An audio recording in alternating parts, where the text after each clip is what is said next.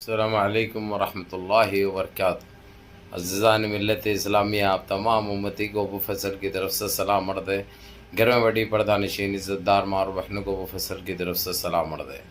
بر کے بر اللہ سے امید ہے آپ لوگ خیریت سے ہوں گے، اللہ کی حفاظت میں ہوں گے، ان ملونوں کی ملامت سے، ان فرقہ پرستوں کی فرقہ پرستی سے محفوظ ہوں گے۔ اللہ آپ لوگوں کو اپنے حفظ امان میں رکھے، اللہ اپنی حفاظت میں رکھے، اللہ ہر آبا سے، ہر شر سے آپ لوگوں کو محفوظ رکھے۔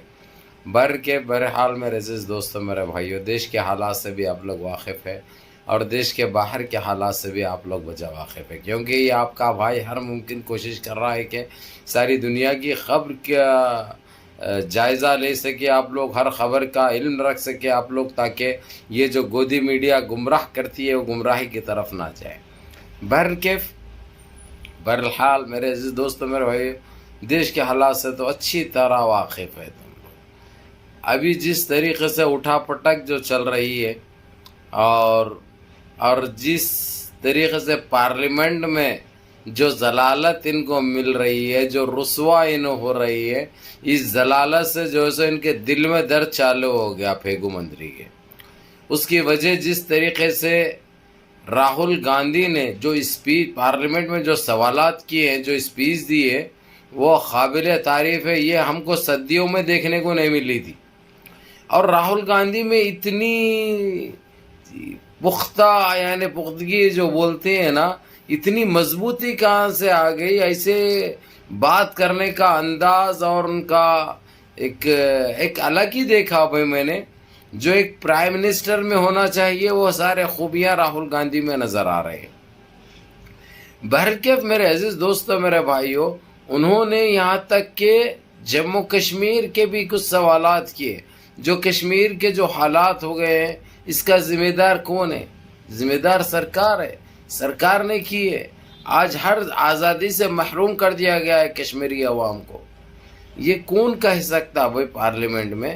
جس طریقے سے راہل گاندھی نے جو کارنامہ انجام دے رہے ہیں، جو سارے دیش کی، چاہے اڑیسہ لے لو، چاہے مدھیہ پردیش لے لو، چاہے پنجاب لے لو، چاہے کدھر سے بھی لے لو بھائی، آندھرا پردیش لے لو، جہاں پہ خاص کر بی جے پی کی سرکار ہے، جو اسٹیٹ کے اندر جتنی اندیکھی اور جتنی زیادتی کی جا رہی ہے، وہ سارے سوالات کیے راہل گاندھی نے، اور پرائم منسٹر سے جواب مانگا۔ پرائم منسٹر کو مجبور کیا کہ ان سوالات کے جوابات دیجیے آپ، اور اس کے اوپر آپ تبصرہ کیوں نہیں کرتے؟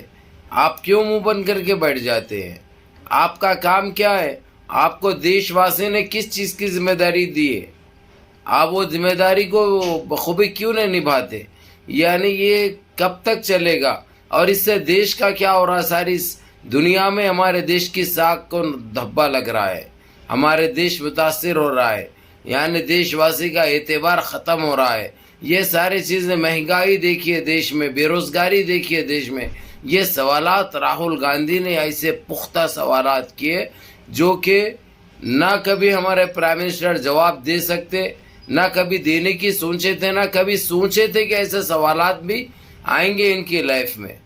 یہ بہت ضروری تھا میرے عزیز دوستوں، میرے بھائیوں۔ آج سارے دیش واسی کو اور ساری دنیا کو اس چیز کا علم ہو چکا ہے کہ اب ہمارے بھارت کے دن اچھے آنے والے ہیں، ہمارا انڈیا کے دن اچھے آنے والے ہیں، کیونکہ اب جو راہل گاندھی نے بھلا شپت نہیں دی وزیر اعظم کی، لیکن جس طریقے سے وہ جو للکار رہے ہیں، وہ جو دھاڑ رہے ہیں، اس سے ان کی گیلی ہو گئی بھئی۔ ان کیوں کچھ بھی سمجھ میں نہیں آ رہا، جواب دے تو کیا دے، ان کو بولے تو کیا بولے۔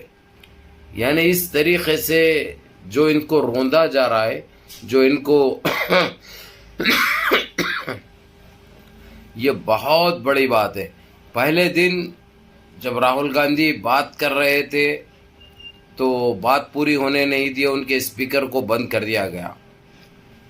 اس کے بعد جو کانگریس پارٹی کے صدر ہیں وہ بات کر رہے تھے تو ان کا بھی مائک بند کر دیا گیا۔ بند ہوتا نہیں ہے بھائی جب تک بند نہیں کیا جاتا۔